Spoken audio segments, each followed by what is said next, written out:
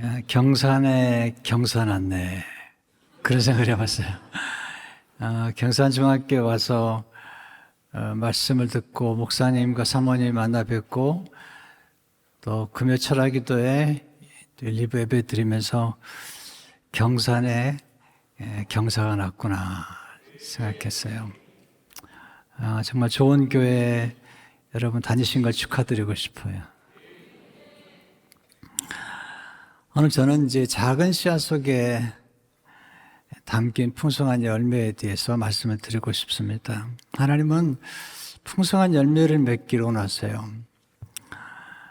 요한복음 15장 8절에 보시면 내가 열매를 많이 맺으면 내 아버지께서 영광을 받으실 것이요 너희는 내 제자가 되리라. 열매를 적게 맺으면이 아니라 열매를 많이 맺으면 아버지께서 영광을 받으실 것이요 너희는 내 제자가 되리라. 우리 그리스도의 제자가 되려면 열매를 맺는 것은 선택이 아니죠. 필수죠. 그리고 우리가 열매를 맺을 때 하나님의 영광을 드러낼 수가 있습니다. 열매를 맺는 건 쉽지 않아요.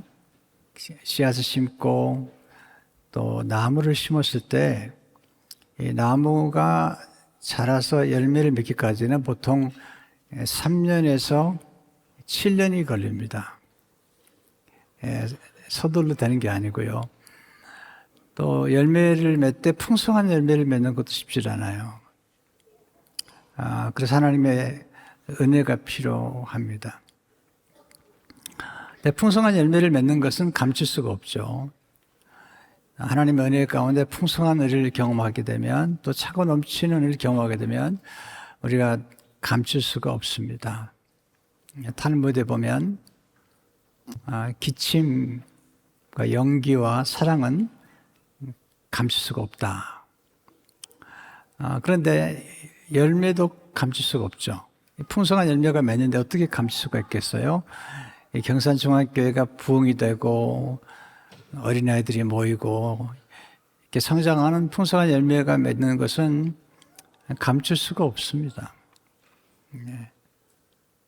그래서 하나님이 주신 은혜가 풍성한데 성경은 말씀해요. 있는 자는 받아 넉넉하게 되고 없는 자는 있는 것도 빼앗기리라. 굉장히 무서운 말씀이에요. 있는 자는 받아 넉넉하게 되고 없는 자는 있는 것까지도 빼앗기리라. 또 많이 받은 자에게는 많이 요구할 것이요. 그래서 하나님께서 풍성한 열매를 맺고 있는 이 귀한 교회에 이제 됐다가 아니라 하나님이 말씀하셔요. 많이 받았으니 많이 주어라. 그리고 많이 열매 맺는 우리들에게 더 많은 열매를 맺으라. 달란트 비유보면 2달란트, 5달란트 비유받은 자들이 많이 남겼잖아요. 남으니까 더 주세요.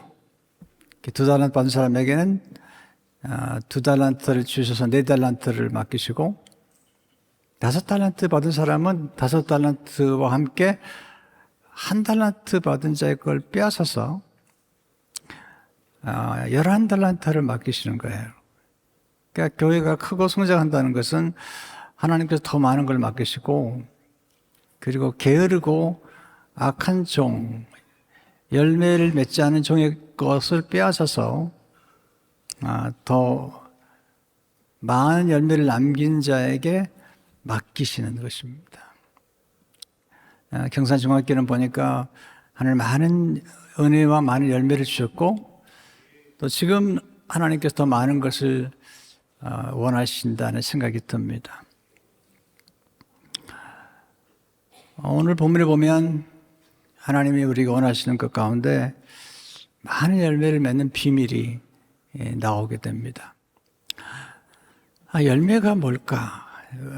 하나님은 꽃을 피우라고 말씀하지 않고 열매를 맺으라고 말씀하셨는데 꽃은 아름답고 꽃은 하나님의 작품이죠. 꽃은 화려하고 매력적인데 왜 하나님께서 꽃을 피우라고 말씀한 것이 한 군데도 없을까?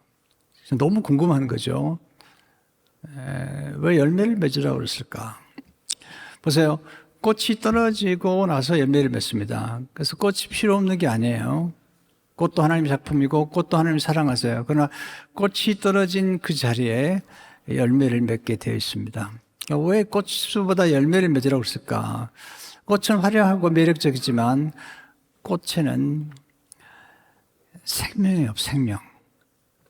그런데 이 열매 속에는 생명이 있습니다. 이 열매 속에는 씨앗이 있고 또 그 씨앗을 또 심으면 씨앗이 재생산되고 또 그 씨앗이 나무가 되면 그 나무에 수많은 열매가 맺고 또 그 수많은 열매가 또 심겨지면 나중에는 이렇게 숲을 이루는 엄청난 결과를 가져오게 됩니다. 하나님께서 우리들에게 열매를 맺으라 그렇게 말씀하십니다. 열매라는 것은 우리가 소유한 거죠. 우리가 소유하지 않은 것을 줄 수가 없죠. 우리는 내가 가진 것만 줄 수가 있어요. 그래서 교회에 다니는 성도들에게 하나님 먼저 원하시는 거 뭐냐면 먼저 받으라는 거예요. 우리가 지식을 주려면 지식을 받아야 되고 지혜를 주려면 지혜를 받아야 되고 사람들을 깨우치려면 사람들에게 깨우칠 수 있는 깨달음을 얻어야 되죠. 우리가 돈을 나눠주려면 돈이 있어야죠. 그건 원래는 간단한 거죠. 어떻게 소유하지 않은 걸 주겠어요? 사랑을 베풀려면 내가 사랑이 먼저 있어야죠. 내가 다른 사람에게 행복을 전염시키려면 내가 행복해야 돼요. 내가 먼저 행복하면, 예수 믿고 내가 먼저 행복하면 나를 행복하게 만든 예수님을 전할 수밖에 없죠. 그러면 또 행복이 또 배가가 되는 거야. 신비로운 거예요. 우리는 행복을 쫓아다니면 안 돼요. 행복이 도망다니거든요. 근데 내가 행복한 자가 되면 행복이 우리에게 깃들어요. 우리가 복을 구하지 말고 복된 자가 되면 복이 우리를 따라다녀요. 그래서 그런 말 있죠. 물을 구하지 말고 샘을 구하라. 그러니까 형통을 쫓아가면 형통이 도망가게 돼요. 근데 형통한 자가 되면 형통이 따라다녀요. 어디를 가든지 형통하게 되는 은혜를 경험하게 됩니다. 동독과 서독이 나눠졌을 때 스토리인데 굉장히 오랫동안 기억에 남게 되는데 그 당시 동독은 가난했고 서독은 부유했어요. 동독은 공산주의였고 서독은 민주주의였죠. 동독에 사는 사람들이 동족인데 너무 가난하니까 서독, 그러니까 동베를린과 서베를린이 이렇게 나눠졌을 때인데 동베를린 사람들이 화가 나니까 서베를린 쪽에 쓰레기를 한 추럭을 부어놓은 거예요. 쓰레기를. 그때 서베를린 사람들이 모여서 회의를 하는 겁니다.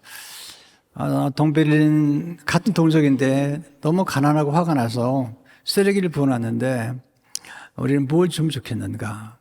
어떤 사람들이 똑같이 화를 내면서 우리도 쓰레기를 주자고. 그때 어떤 사람들이 그러지 말자고. 같은 동족인데 그들이 먹을 게 없으니까 우리는 깡통, 캔에 든 좋은 음식을 한 추럭 부어주자고. 그래서 쓰레기 대신에 아주 좋은 음식, 캔에 들어있는 음식들을 한 추럭을 부어줬어요. 그리고 거기다가 이렇게 썼어요. 짧게 팻말 하나 붙였는데 팻말은 이렇게 써 있었어요. 사람은 누구나 다 자기가 가진 것을 준다. 아직도 이해가 안 되시나 본데. 쓰레기를 가지면 쓰레기를 주게 돼 있고 음식을 가지면 음식을 주게 돼 있죠. 우리가 가진 게 참 중요하고 우리가 소유하는 게 중요하죠. 복음을 가진 자만이 복음을 줄 수가 있는 거예요. 영생을 누려본 사람만이 사람들에게 영생 소식을 전하는 거죠. 그러면 성경에서 말하는 열매가 뭘까? 제가 보니까 4가지 열매가. 첫째는 성품이에요. 성품. 하나님이 원하시는 것은 성령의 9가지 성품. 하나님이 좋은 성품을 통해서 일하는 걸 좋아하세요. 성품을 따라 일하는 것. 어떤 분은 일할 때 보면 일은 열심히 하는데 성품이 조금 힘든 분이 계세요. 막 신경질을 부르면서 일을 하는 거예요. 신경질을 부르면서.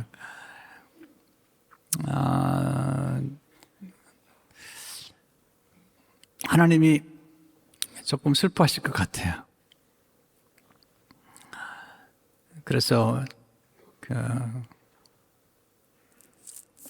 막 클린턴이라는 교수님은 그런 말 했습니다. 가장 아름다운 사역은 아름다운 성품에서 흘러나온 사역이다.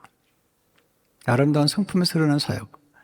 성령의 9가지 열매가 있잖아요. 다 성품이죠. 성령의 열매는 사랑과 희락과 화평과 오래 참음과 자비와 양성과 충성과 온유와 절제이니. 네, 온유 얼마나 좋아요. 희락 얼마나 좋아요. 이런 성품으로부터 우리 일을 하는 게 좀 중요한 것입니다. 두 번째는 봉사예요. 봉사. 에베소 4장에 보게 되면 목사와 교사를 세우셨으니 그리스도의 몸을 세우고 봉사의 일을 하게 하셨습니다. 봉사가 정말 중요합니다. 우리가 구원은 은혜로 받습니다. 그러나 상은 봉사를 통해서 주어집니다.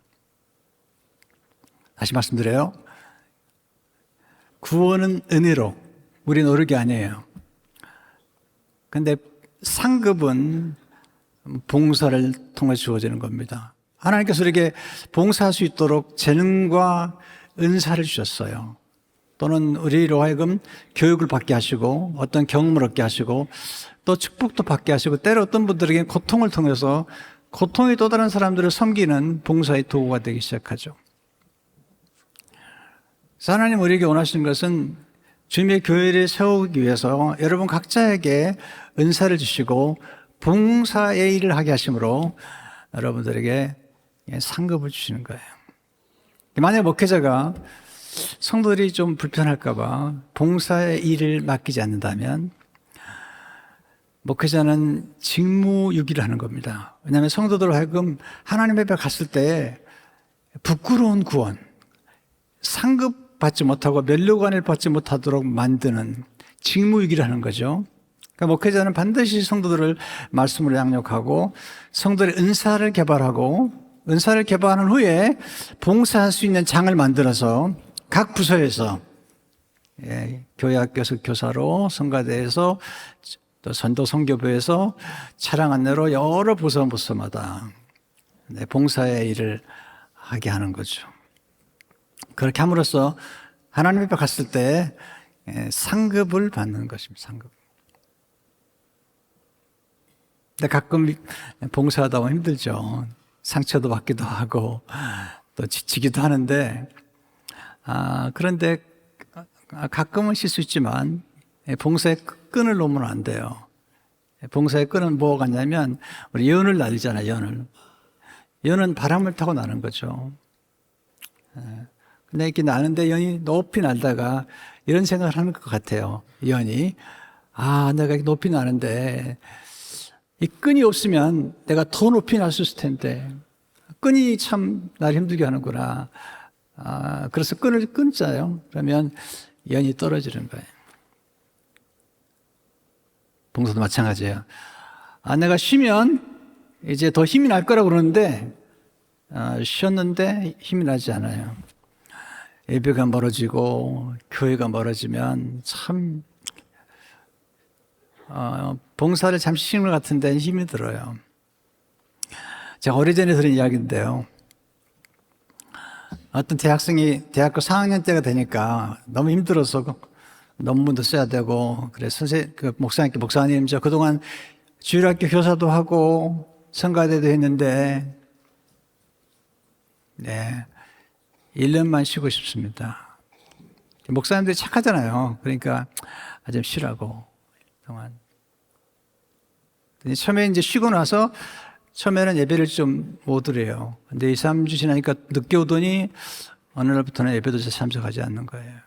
봉사할 때는 성가대 때문에 일찍 왔고 주일학교 교사 때문에 일찍 왔는데 점점 멀어지는 거죠. 어느 날 청량리에서 화재가 났는데 큰 화재가 났어요. 나이트클럽인데 화재가 나서 사람들이 죽고, 근데 거기에 한 청년이 죽었는데 몸에가 교회에서 받은 메달이 있었어요. 메달. 보니까 교회 이름이 적혀 있고, 그래서 목사님께 연락을 했어요. 가보니까 그 청년이 그래서 목사님 그 청년을 끌어안고 울면서 내가 너를 죽였구나.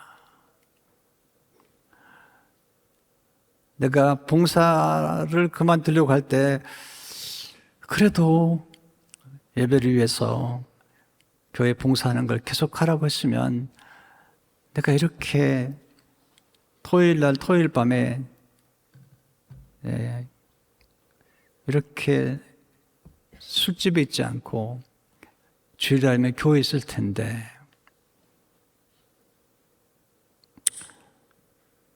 대형과 화재 사건이라고 큰 화재 사건인데,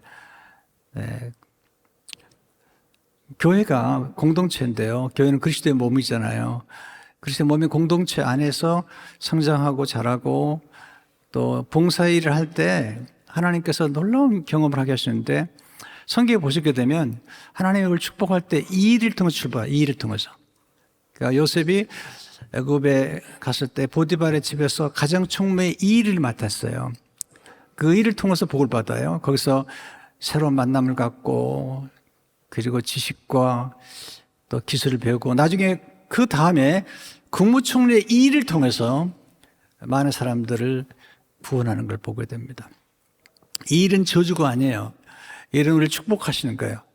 일하다 보면 아이디어가 생기고, 일하다 보면 하나님께 좋은 만남을 갖게 하시고, 일하다 보면 또 책을 읽게 되고, 일하다 보면 세미나에 참석하게 되고, 일하다 보면 하나님께서 건강도 주시고 복을 주시는 거예요.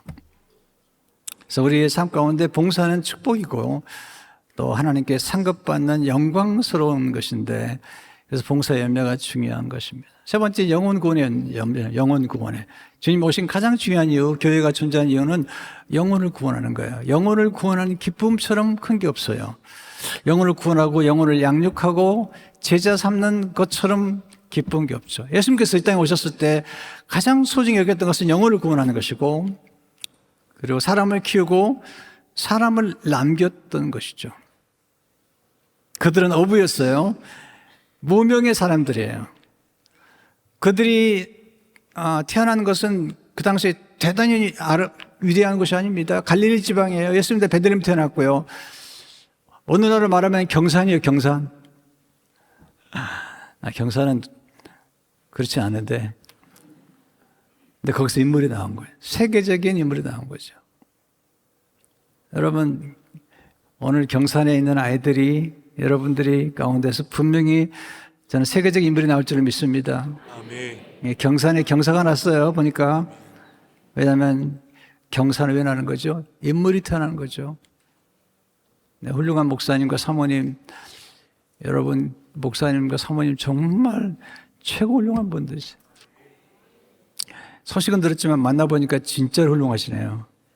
와, 장로님들이 훌륭하세요.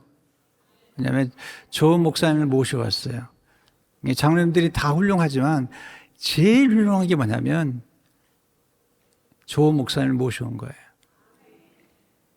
그래서 목사님 오셔서 교회가 부흥하고, 또 빚을 다 갚았다네요. 빚을. 와, 빚이 없대요. 네, 지금 한국 교회 가운데 빚 있는 교회가 많아요. 그래서 빚을 못 갚아서 경매로 나가는 교회가 많아요. 또 그렇게 건축해놓고 뭐 이단으로 넘어가 버릴까 말이에요. 카페가 돼버렸어요.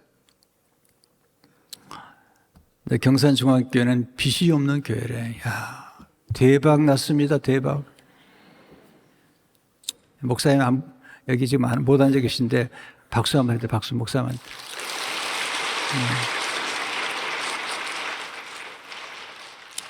참 사람들은 어리석어서 늘 가까이 있는 목사님이 얼마나 귀한지 몰라요. 네. 미국에서 공부하시고, 또 사모님도 보니까 공학 박사, 공학 교육 박사시다. 이야, 대단한. 예. 귀히 모시세요. 네. 끝까지 계시도록 모시세요. 아멘이 작아요. 네. 마지막에 선교. 네, 열매를 맺으려면 설교의 열매가 필요하죠. 선교하지 않은 교회는 교회가 아니에요. 네, 교회다움, 목사다움, 엄마다움, 아빠다움, 그죠? 지도자다움, 교회다움, 선교예요, 선교. 선교하지 않은 교회는 교회가 아니에요. 그래서 영혼을 구원하고 선교하고 제자 삼는 교회가 놀라운 교회고, 사람을 키우기 위해서 교육하는 교회가 진정한 교회죠. 자, 그러면 오늘 이제 어떻게 많은 열매를 맺을 수 있겠는가? 4가지 원리를 짧게 말씀드리고 싶어요. 더 길게 하고 싶은데 시간이 없고, 또 길게 하면 다음에 초청해주지 않는다는 그런 분도 있어요. 짧게 4가지 원리. 벌써 말씀도 많이 드려요. 첫째는 작은 미랄이 많은 열매를 맺는 비전이에요. 많은 열매를 맺는 비전. 24절을 보시면 이렇게 말씀하고 있죠. 내가 진실로 너희에게 이르노니 한 알의 밀이, 한 알이에요. 땅에 떨어 죽지 않으면 한 알 그대로 있고, 죽으면 많은 열매를 맺느니라. 여러분 보세요. 한 알에게서 수많은 열매를 맺는 거죠. 저는 굉장히 가난하게 성장했어요. 그래서 대학도 갈 수 있는 형편이 안 됐어요. 네. 달동네에 살았어요. 달동네. 무허가 집에 살았어요. 정말 가난했어요. 그래서 우리 어머니가 바느질을 해가지고 싹바느질, 지금처럼 한복 그런 게 아니고 그 당시에는 싹바느질이라고 해요. 정말 가난하게, 처참하게 가난해요. 네. 저 어릴 적에 방이 없어요. 방은 있는데 조그만 책상 하나 놓을 수 있는 방이 없어요. 나중에 고등학교에 들어갔는데 학교 교실에서는 조그만 책상 의자가 하나 있고 있으면 좋겠어요.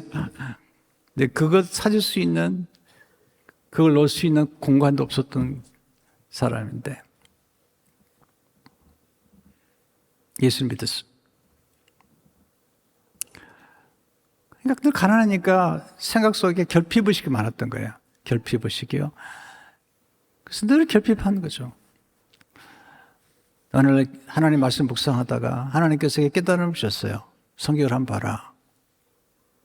하나님이 얼마나 부유하신 분인지, 천지를 만드신 하나님 얼마나 부유하시고, 이 자연을 만드신 하나님이 이 자연 속에 얼마나 부유함을 담아놨는지. 성경에 있다 보니까 성경 속에 막 하나님의 말씀의 단어가 들어오는데 이전에 안 들어왔던 단어가 들어오는 거죠. 그 중에 하나가 충만이란 충만, 번성, 또는 부요, 또는 풍성, 풍부, 이런 단어가 들어오는 거죠. 요한복음 1장 14절에 보면 말씀이 육신이 되어 우리 가운데 거하시며 우리가 그 영광을 보니 아버지의 독생자 영광, 은혜와 진리가 충만하더라. 심지어 보니까 우리가 다 그의 충만한 데서 받으니 은혜의 의에 은혜라. 빌립보 4장 19절에 보니까 나의 하나님이 그리스도 예수 안에서 영광 중에 그 풍성한 대로 너희 것을 채우시리라. 그러니까 성경 보니까 보통 하나님의 이 언어 속에, 이 의식 속에 풍부와 풍성과 부요가 가득 차 있는 거죠. 하나님께서 아브라함에게 내가 내게 복을 주고 그 다음에 내가 복이 될지니 그 다음에 천하 만민이 너로 말미암아 복을 받을 것이니라. 그러니까 얼마나 복을 많이 받아야지 복을 나눌 수가 있잖아요. 그러니까 천하 만민이 너로 말미암아 복을 받을 것이니라. 풍부식을 갖게 되는데 하나님께서 제게 말씀하신 것은 풍부식을 깨닫도록 하기 위해서 씨앗을 봐라, 겨자씨를 봐라. 작지만 커서 나무처럼 되어 새들이 깃든다는 거예요. 조그만 겨자씨인데요. 엄청난 거예요. 도토리 하나 얼마나 작아요. 그게 큰 참나무가 되고 나중에 숲을 이룰 숲을. 도토리가 맺는 나무를 보면요, 도토리가 얼마나 많이 맺은지 몰라요. 떨어지면 도토리 묵 만들어 먹잖아요. 근데 더 놀라운 게 있어요. 묵상하다 보니까 갑자기 수박이 떨어, 수박. 수박 한 통 속에 씨앗이 얼마나 많아요. 근데 하나를 심었는데 수박이 여러 통 돼. 와, 호박. 내 머릿속에 이렇게 상상이 되는 거. 엄청난 일이죠. 근데 제가 연어를 연구하다 보니까 연어는 보통 한 마리 속에 알이 3,000개, 4,000개 알이 들어있어요. 보세요. 한 마리인데, 한 알의 씨앗인데, 3,000마리, 4,000마리의 미래가 있는 거예요. 붕어는 보통 3,000개의 알을 낳거나 아니면 어장에 있으면 3,000개, 어장을 풀어놓으면 6,000개까지 알을 낳는다고 그래요. 그러니까 붕어 한 마리 속에는 6,000마리가 들어있는 거예요. 굉장한 겁니다. 굉장한 거죠. 우리는 그 엄청난 하나님의 풍요로움을 잘 몰라요. 하나님이 얼마나 풍요롭기를 만들었는지. 그래서 가끔 이제 그 일식집에 가면 알밥을 먹어, 알밥. 알밥에다가 명란젓을 같이 먹어요. 그러면 이제 뱃속에서 막 물고기가 왔다 갔다 해요. 네. 하나님의 나라가 얼마나 부유하시냐면 이 열매 속에 작은 씨앗 속에 무한한 미래가 있는 거예요. 그러니까 한 생명을 구원하면 그 한 생명 속에 무한한 미래가 있는 거죠. 보세요. 이런 비전을 가져야지. 사람이 커지고 인물이 되는 비전을 가진 교회는 반드시 헌신하는데 무엇을 헌신하냐? 교육으로 헌신해요. 교육으로 헌신하는 거예요. 네. 이스라엘 민족들이 히브리 노예에서 위대한 민족이 되는데 어떻게? 바로 왕은 교육을 시키잖아요. 왜냐하면 히브리 노예들이 공부하는 거 싫어해요. 예배하는 거 싫어해요. 예배 드리지 못하게 만들었고 교육시키지 않았어요. 근데 그들이 광야에 왔을 때 하나님은 그들을 예비해제라 만들었고 또 하나는 그들로 하여금 교육받게 하기 위해 40년 동안 그들을 교육시켜서 그들이 지식과 지혜가 있는 큰 나라 백성으로 신명기 4장 6절에 보면 나오고 6장에 보면 쉐마라고 하는 교육 헌장을 줘가지고 그들을 위대한 민족으로 진정 부유한 나라로 키워버려요. 그러니까 이 하나님의 생각은 이 아이디어는 뭐냐면 교육을 통해서 위대한 민족으로 만드는 거예요. 저는 집이 너무 가난했습니다. 그리고 참 역기능적인 가정에서 태어났어요. 역기능적인 가정에서. 참 불행한, 소위 말하면 좀 불행한 가정에서 태어났습니다. 제 마음속에 이런 생각이 들었어요. 좀 가난을 좀 피하면 좋겠다. 또 가정이 행복하면 좋겠다. 이런 생각을 했던 사람이죠. 근데 이 가난의 사이클을 이렇게 바꾸는 게 쉽지 않는데요. 길이 있더라고요. 교육을 잘 받으면, 교육을 가지고 받고 실력을 쌓으면 이게 가능해져요. 벤 카슨이라고 하는 흑인 의사가 있어요. 얼마 전에 장관을 지냈던 분인데 그분 어머니가 초등학교도 못 나왔을 거예요. 그래서 아들 둘을 키우는데 남편과 이혼하고 아들 둘을 키우는데 지식이 없으니까 파출부를 하는 거죠. 파출부가 나쁜 게 아니에요. 오해하지 마세요. 직업을 얘기하는 게 아닙니다. 왜냐하면 지식이 부족하니까 파출부를 하는데 부잣집에 가서 파출부를 하는 겁니다. 깜짝 놀랐어요. 부잣집에서 파출부를 하면서 그들이 잘 사는 걸 보면서 깨달은 게 있습니다. 이 사람들이 별거 아닌데 이 사람들이 교육을 많이 받아서 이렇게 잘 사는구나 라는 생각을 하게 된 거죠. 그래서 아들 둘이 엄마랑 사는데 아들 둘이 망난이에요. 공부도 안 하고 그냥 꼴찌 학교에서는 꼴찌. 그래서 한 번은 어머니가 기도하다가 지혜를 얻게 됐습니다. 그래서 벤 카슨 형제를 불러다 놓고 엄마가 부잣집 가서 보니까 일하다 보니까 대단한 사람 아니다. 교육만 받으면 잘 살 수 있다.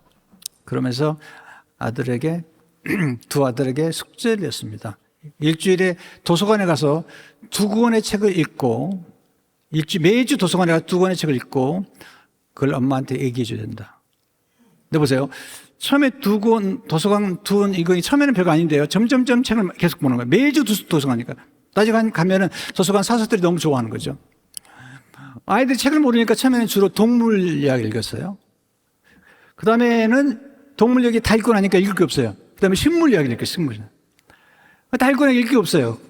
이제는 암석에 관한 책, 암석에 관한 책 읽기 시작했어요. 근데 학교에서 꼴찌하던 이 벤카슨이 한 번은 5학년 2학기 때 선생님께서 생물학 시간에 돌을 보여줘요. 검정돌을 보여주면서 이 검정돌이 무슨 돌이며 이 돌이 화산과 무슨 관계가 있는지를 물어봤어요. 아무도 몰라요. 아무도 이 암석에서 공부하는 애가 없으니까. 근데 벤카슨이 도서관에서 공부했던 거 생각이 나요. 책이 생각나요. 손을 번쩍 들었어요. 친구들이 우 왜냐면 꼴찌가 손을 드니까 줄줄줄줄 이렇게 하는 겁니다. 이것은 무슨 돌이고 어떻게 화산과 관계든지. 선생님이 칭찬해줬어요. 카슨이 와 내가 남이 모르는 지식을 가지고 있으니까 이렇게 인정을 받는구나. 그래 공부하기 시작했어요. 나중에 에일 대학에 들어갔어요. 의사가 됐습니다. 뇌 수술을 하는데 하나님 의지하는 가운데 이 뇌가 딱 붙은 두 아이 수술해서 떼어내고 성공시켰어. 나중에는 장관까지 한 사람이에요. 벤카슨슨 책에 보면 이렇게 얘기합니다. 당신이 남이 갖지 못한 지식을 가지고 있다면 당신의 얼굴 색깔이 검정색이든 노란색이든 상관이 없다. 당신이 세상에 필요한 지식을 가지고 있다면 당신을 무시할 수 없을 것이다. 교육이 그만큼 무서운 거예요. 근데 경산중학교 보니까 책 앤 꿈 그런 프로그램이 있더라고요. Dream, Book and Network Dream. 너무 좋은 프로그램이에요. 그래서 그 프로그램 보면서 경산에서 경산 왔다. 이 아이들 보통 아이들이 아니다. 네, 36명 아이들이 공부를 하는 거예요. 책을 읽고 지성이 자라고 지혜가 자라고 꿈을 갖기 시작합니다. 왜냐하면 이 프로그램의 특징 보니까 가치를 심어주는 거예요. 가치. 제가 이제 영재들을 양육하는 데 가봤는데 영재들을 키우는 첫 번째가 뭐냐면 가치를 심어주고 어떻게 전기나 자사선을 익힙니다. 그 다음에 학습법을 가르쳐요. 학습법이 독서예요. 공부하는 법을 가르치면 아이들이 명석해져 버립니다. 한 번 공부하는 걸 배우잖아요. 그러면 평생 동안 학습하면서 인물이 돼버리는 거죠.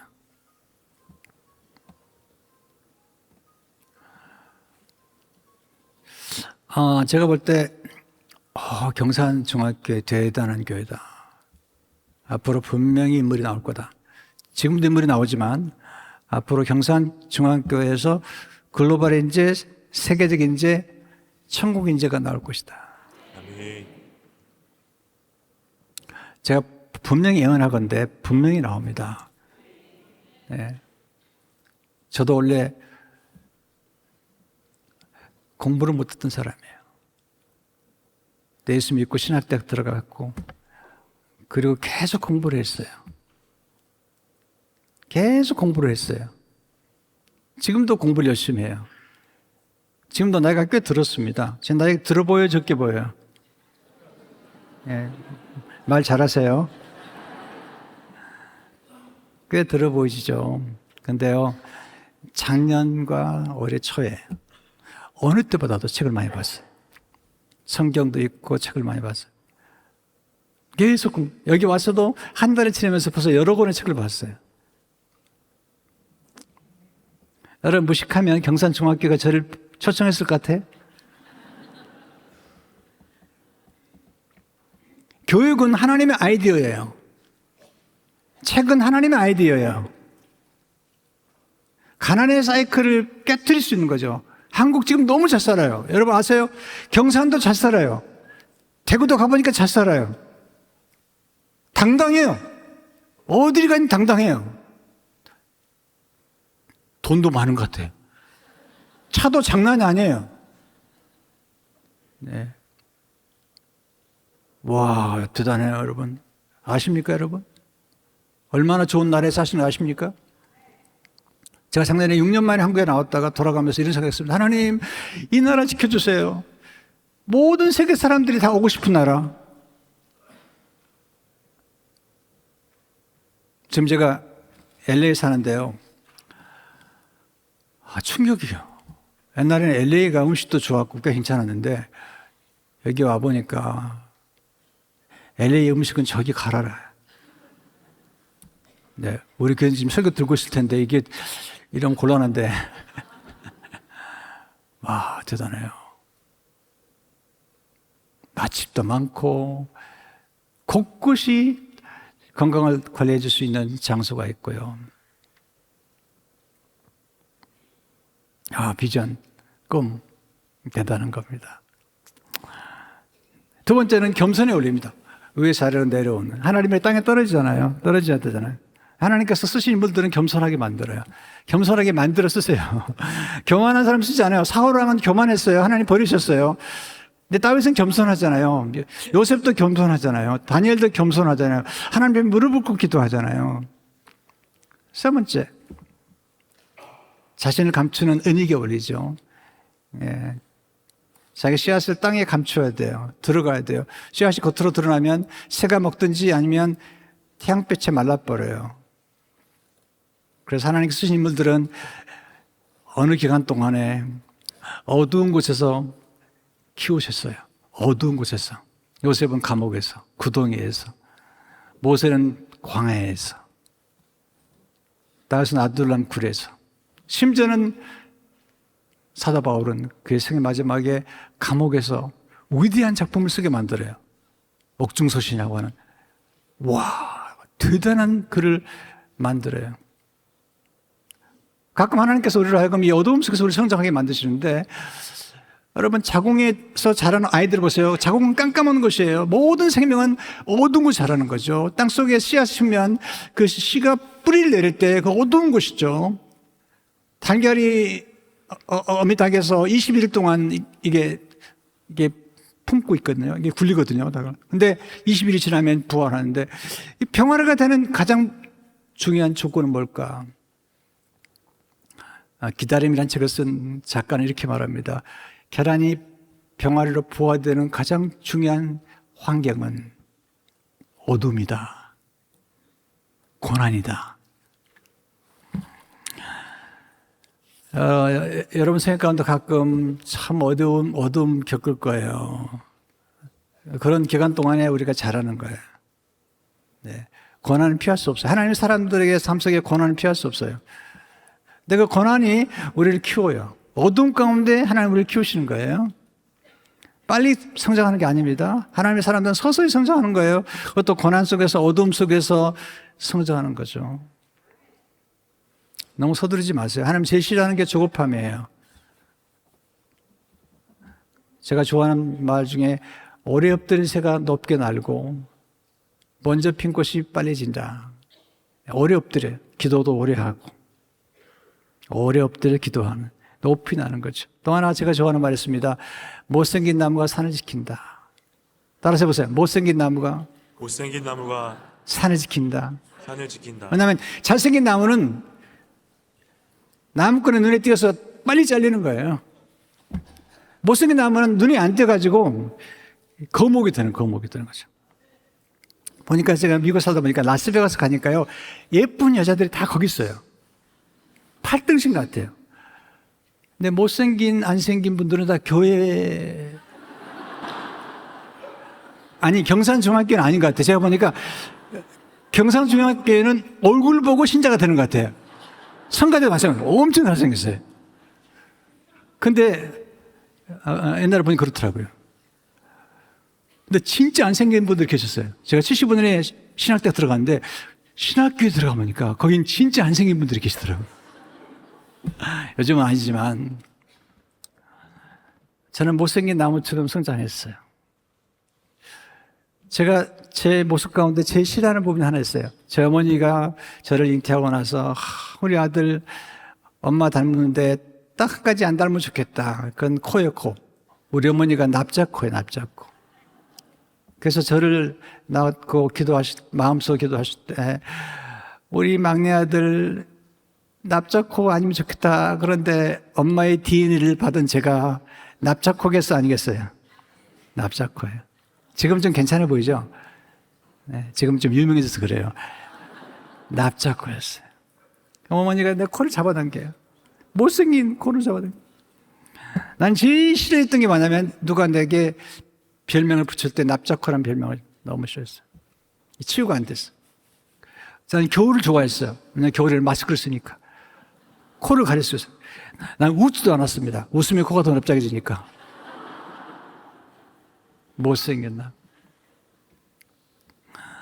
근데 하나님께서 저를 치유하셨어요. 목회자가 되고 나서도 그 열등의식이 계속 됐어요. 근데 40쯤 됐을 때 하나님 저에게 말씀하셨어요. 주민아, 내가 너를 만들었는데 내가 너를 싫어하면 내 솜씨가 나쁘다는 얘기냐? 아닙니다. 그때부터 제가 저를 사랑하기 시작했어요. 제 못생긴 코를 사랑하기 시작했어요. 그래서 설교하면서 하루는 외쳤습니다. 성도 여러분, 내 코는 납작코입니다. 걔들만 묻는 거예요. 그날 설교 제목이 뭐냐면 열등의식을 치료하신 하나님 은혜예요. 나의 열등의식을 치료하셨던 하나님께서. 설교 끝나고 나가는데 신자 하나가 저를 붙잡고 그래요. 목사님, 코가 납작하다고요? 우리 다 알아요. 근데요, 못생긴 나무 원조가 있겠어요. 예수님. 이사고 3장 보면 아무 흠모할 만한 것도 없다고 그랬어요. 물론 부활하시는 분이 다르지만, 여러분, 성도 여러분, 못생긴 나무처럼 교회를 지키세요. 그러면 여러분이 커지게 되어 있습니다. 마지막은 깨어짐이 올린데 하나님이라니 죽어야 되는데 껍질이 벗기는 거죠. 여러분, 씨앗의 생명은 껍질이 있지 않고 씨눈이 있는 겁니다. 그게 깨트려질 때 거기서 생명이 자라는 거죠. 우리 주님이 깨어지셨어요. 십자가에서 피를 주셨어요. 거기서 피를 주시고 생수를 주셨습니다. 여러분 인생 살아가면서 가끔 깨어지고 부서지고 병들고 근데 그게요 하나님 우리를 축복하는 방법 중 하나예요. 그런 과정을 통해서 신비로운 열매를 맺게 돼요. 저 미국 가서 고생 많이 했어요. 네. 깨어지는 경험을 많이 경험했어요. 제 아내도 7년 전에 폐암에 걸렸어요. 6.5cm 왼쪽 폐를 다 잘라냈어요. 하나님 은혜로 살아서 지금 저랑 같이 다녀요. 그런 과정. 근데 깨어지는 과정을 통해서 하나님 우리를 열매를 맺게 하시는 거죠. 예수님 십자가에 돌아가시면서 깨어지심을 통해서 우리를 구원하시고 부활의 열매를 주신 겁니다.